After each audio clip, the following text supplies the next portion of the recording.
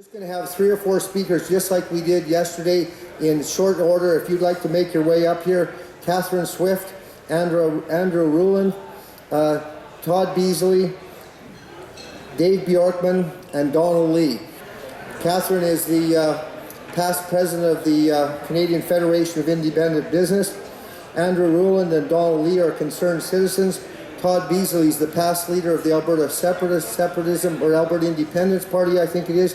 And Dave Bjorkman was actually here yesterday talking about his thoughts on separation, but we asked him to come back because I was frankly quite impressed with his thoughts on how to deal with the First Nations. So please welcome Catherine Swift.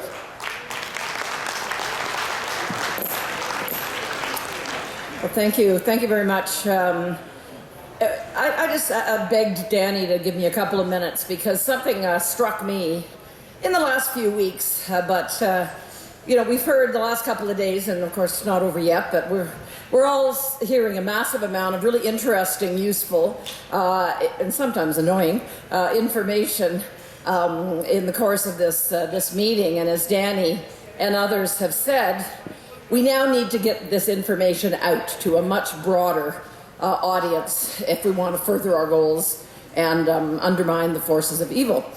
And in this day and age, of course, the easiest way to do that is all the various online channels, social media, so on and so forth. And you know, it's interesting when the Twitters and the Facebooks first came around, a lot of us conservatives really welcomed their existence because we knew we weren't getting a fair shake from the legacy mainstream media and that we never will. And of course, it's got even worse in the last few years there. But unfortunately, and the other advantage, of course, of all these was to reach a younger demographic, which we know we would all like to do.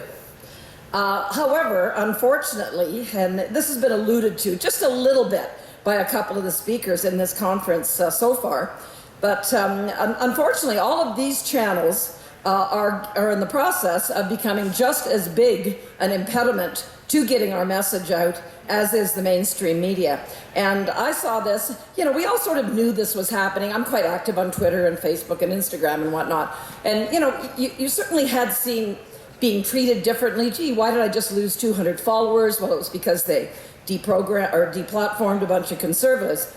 But this ramped up, and if you're not aware of this ramped up in spades in the few weeks before the federal election. And I was working with a couple of business groups and doing a lot on my own account.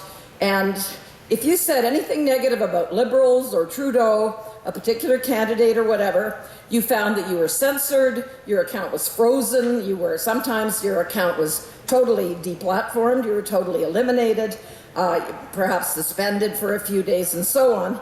And one of the business groups I was working with even had their Facebook, okay Danny, was even accused of being fake news, while at the same time a lot of the Liberal sources that were actually distributing fake news, nothing was happening to them.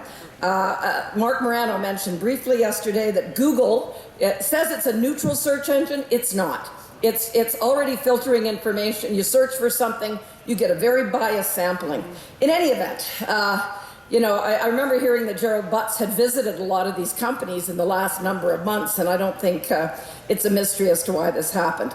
These companies all pretend they're neutral. They're not. They censor and punish conservatives.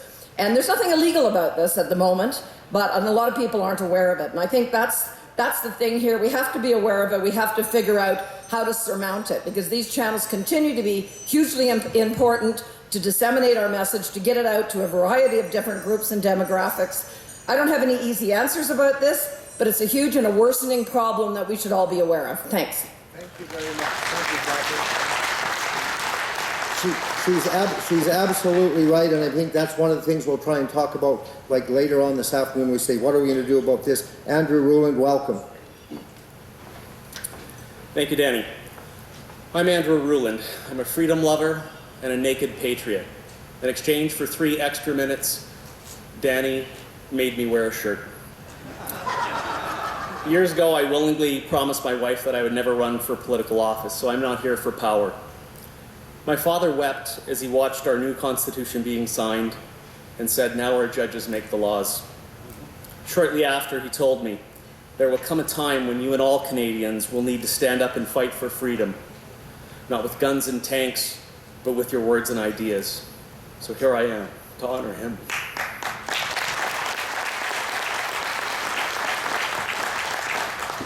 Please walk with me on a journey along the narrow and winding path to peace, prosperity, economic justice, and integrated sustainability. I believe this narrow road is the only way that Alberta can remain part of united Canada, and there is danger everywhere. Alberta's economic oppression is unjust, and the propaganda campaign against us is patently false. If we don't get a fair deal in the next few years, I am resigned to the reality that separation is likely the only solution. But our great province and our great country deserves one more try. When people are emotionally triggered, we lose the benefit of our brain's higher order executive functions. The same happens to groups, even those who love freedom, like every one of us in this room. We need to slow down and breathe. Absolutely everything moves in cycles. Within 3 to 4 years, the rest of the world will be engulfed in a series of rolling sovereign debt crises, a monetary crisis, and large-scale hot wars. Any actions that Alberta takes will happen within this context, not in isolation. So please consider these questions. Who benefits from the chaos that will surely engulf Alberta if we rush straight to opposition or to separation? What's our new currency, and what happens when the rest of the world's major currencies come into a single global currency? How much leverage would an independent but tiny Alberta have then? What portion of the federal debt would be assigned to us? We won't be able to borrow as a new country for several years because nobody will lend to us. It takes years to build and ratify new trade deals, so what do we do in the meantime? What happens to your RRSPs, your pension, your TFSA, and the value of your home and your business? And what about the regions that don't want to leave, like left-leaning Edmonton and First Nations? When localized dissent descends into open hostilities, who will protect families from open violence and criminal uprisings in the cities where private gun ownership is less common? And most importantly, what happens to our most important family, personal, and business relationships that are suddenly international?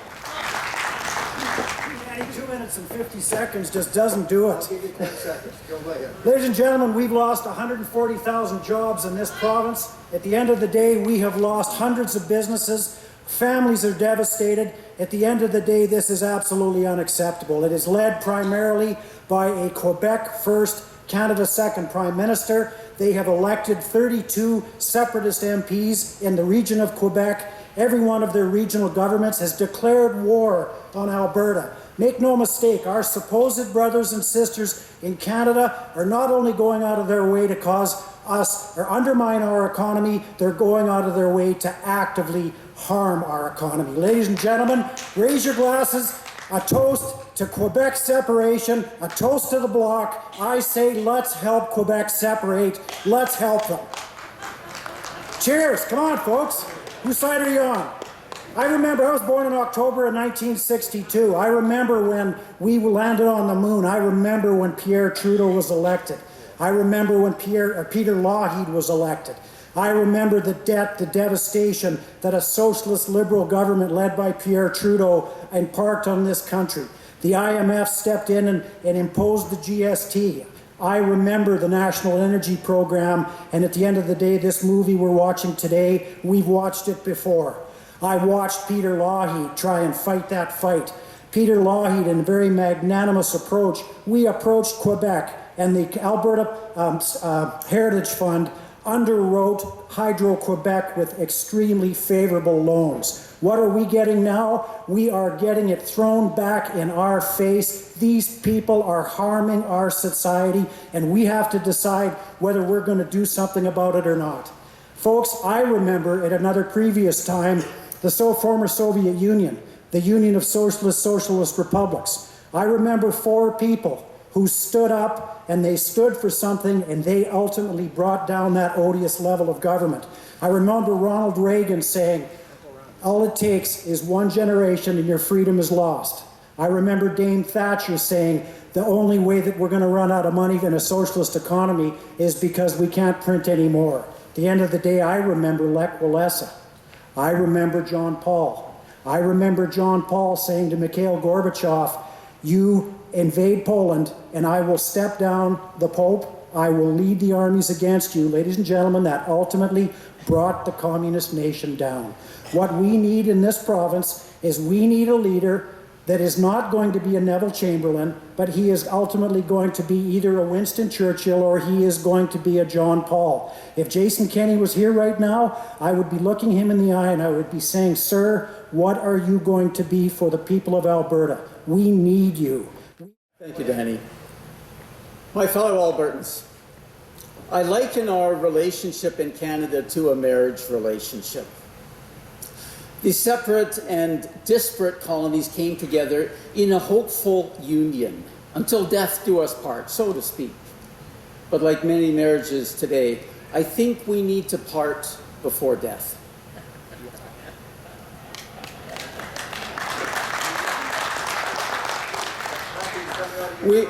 We have tried to make this marriage work for 150 years, since Louis Riel. Yet the same problems continue to plague us, and it seems they always will, because our partners are unwilling to reconcile, and perhaps they are geopolitically unable to reconcile. As you know, many marriage breakups are filled with blame and anger and harsh words and even violence, and I see exactly this on the Wexit Facebook page. This is the behavior of a petulant teenager, not the behavior of a self-reliant and independent adult. But it doesn't need to be that way. Let us not go down that path, because that path inexorably leads to violence. Let us avoid violence, and let us avoid the language of violence. This is not a war, it's not a battle, it's not even a struggle. We are simply leaving.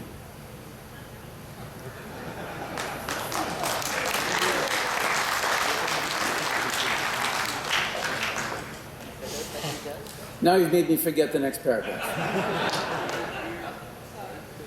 And that the right way was so brilliantly shown to us by Mahatma Gandhi. Non-violent, non-cooperation. At one point, reportedly, the Viceroy of India, Lord Mountbatten, said to Gandhi, "Oh, surely you don't think the British Empire will simply walk away from India?" And reportedly, Gandhi replied, "In the end, I think that's exactly what you will do." And in the end, of course, that's exactly what they did. I think in the end, Canada will simply walk away from Alberta, and Alberta should simply walk away from Canada. But we should walk away not with blame, not with malice, not with anger. We should not blame Quebec or Ontario or British Columbia or any province or any policy or any person for the state of our relationship. It is simply time to change the relationship. Let us go in love, with malice toward none, with charity for all, with firmness in the right, as God gives us to see the right. Let us strive on to create that vision of the future that we hold as our ideal, a free and independent Republic of Alberta. Abraham Lincoln's the only person I would have let you quote over your time. David Bjorkman, 2 minutes. Thank you, everybody. I got cut down, but that's all right. I came here to give you guys answers. I'm here for the academics, and I want you to hear, because I promise you, the American academics are coming on board with me. I'm boots on the ground Albertan. I love Alberta, and everything I present is for you, all Albertans. There are two invisible elephants that not one person that I've seen the last 2 days talk about. That is the UN, which is the municipalities. It's our major municipalities. This is the UN you don't like. The second one is First Nations. I've already gone to the First Nations here in Alberta, all 48 and 49 being the national chief. I went to them, I gave them a path forward that they wanted, and many First Nations had come forward with this more than 2 decades ago. And that was to settle the claims Unlike Quebec and the rest of Canada, especially the first Confederated provinces, Alberta has the most First Nations in Canada. We have to settle those claims by giving them an equal portion of the land, okay? That's for their population. The offer was made at 5.13%. That frees up the rest of the Crown land in Alberta that nobody wants to talk about, that only 20% currently is private land in Alberta. Imagine all of you having a piece of that, your children and every Albertan born today. That is the reality of what can be done, and that's how we win the First Nations. 100% free trade and self-government in those lands. Thank you very much, and learn the real UN, the United Nations Security Council. If you do not, academia won't win it either. Thank you. David, thank you. Thank you, David. I cut him from 3 minutes to 2 minutes. He cut himself to a minute and a half, and I sincerely appreciate that, David. Okay.